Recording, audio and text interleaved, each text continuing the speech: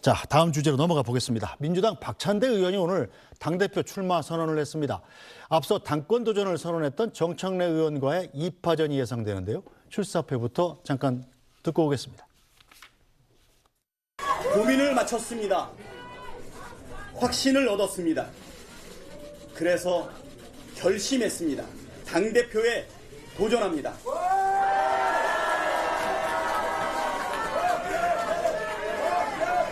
나아가 당정이 유기적으로 방향과 속도를 조율할 수 있는 진짜 원팀. 이것이야말로 이재명 정부, 국민 주권 정부의 성공 열쇠입니다.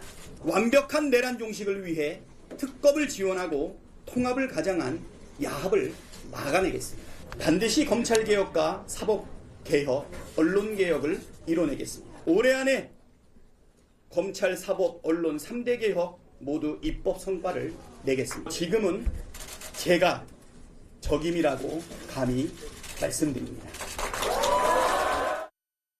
네, 자, 양만희 논설위원, 박찬대 원내대표나 정청래 의원이나 이렇게 둘 다 아주 찐명 아닙니까? 네. 어느 분이 되든 큰 변화가 없겠다 이런 생각이 드는데요.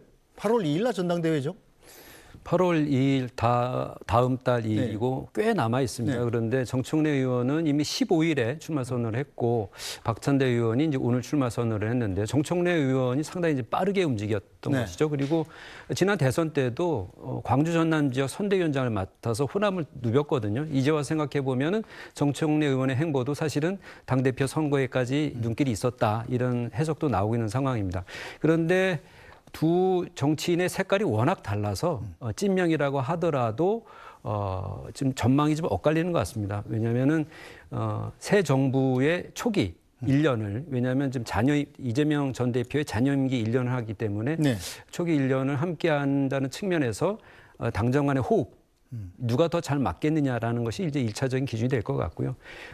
새 당대표는 내년 6월에 지방선거 공천권 행사하기 때문에 역시 그다음에 지역 정치에 상당히 중요한 변수가 될 것 같습니다. 그런데 지난번 최근에 원내대표 선거에서도 보면 강한 이미지를 가지고 있는 서영교 의원이 이제 결국 낙마하는 이런 네. 상황을 봤을 때 정청래라는 강한 이미지의 정치인과 그 이재명 대표를 좀 보좌하는 이미지와 행보를 보였던 박찬대 의원의 누가 더 가까운가에 대해서는 조금씩 생각이 있는 것 같고 네. 또 그러다 보니까 양 후보 향한 지금 네거티브 공세라고 할까요? 이런 것도 상당히 좀 심각해지고 있는 상황입니다. 네, 자, 먼저 출사표를 냈던 민주당 정청래 의원을 향해서 이 소위 수박이라는 또 비판이 일고 있습니다. 이른바 비명계를 뜻하는 이런 표현에 정청래 의원이 적극적으로 해명에 나섰는데요. 들어보시죠.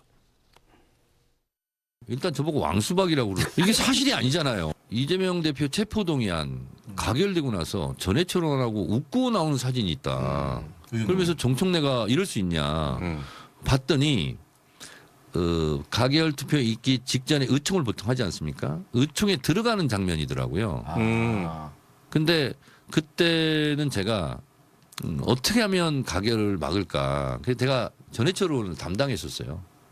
예. 네, 도와달라고 이재명 대표 네. 도와달라고 만나고 밥도 먹고 술도 먹고 그래서 그날도 아마 웃었던 거 가면서 잘 좀 봐달라고 이렇게 하는 장면이 아니었을까. 네, 자, 시간이 다 돼서 박수현 의원께 아주 곤란하고 괴로운 질문 하나 드리고 끝내야 되겠습니다. 네. 누가 될 것 같으세요? 저는 누가 되든 우리 올림픽의 그 양궁 종목에 우리 선수끼리 결승전에 올라간 그런 느낌으로 보고 있어서 민주당의 당원들이 누구를 뽑아도 정말 행복한 그런 당대표 선거가 되지 않을까 이런 생각을 하고 있고요. 네. 그렇기 때문에 누가 이기는 선거가 아니라 아무도 지지 않는 선거다. 저는 그렇게 생각하고 국민의힘과는 확연히 다른 모습을 좀 보여줘야 되는 네.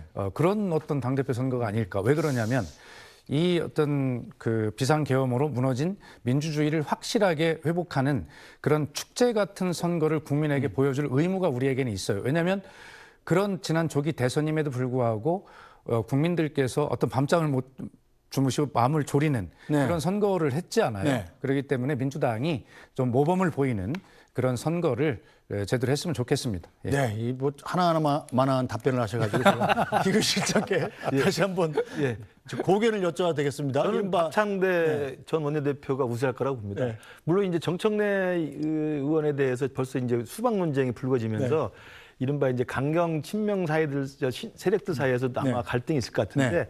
지금 초기에 민주당의 권리당원 입장은 지난번에 김병기 후보를 원내대표 선출하는 데서 보듯이 이재명 대통령하고 각을 세우지 않는 무난한 사람을 원하는 것 같아요. 네. 근데 정청래 하면은 일단 자기 정치가 좀 강하고 성격이 좀 개팍해 보이고 어떻게 할지 어디로 튈지 모르는 그런 위험성이 있잖아요. 그러다 보니까 아마도 무난한 박찬대 전 원내대표로 권리당원들이 좀 모아가지 않을까. 바깥에서 보는 우리들 입장에서는 그렇게 전망을 해봅니다. 알겠습니다. 10초만 네, 네, 네, 예.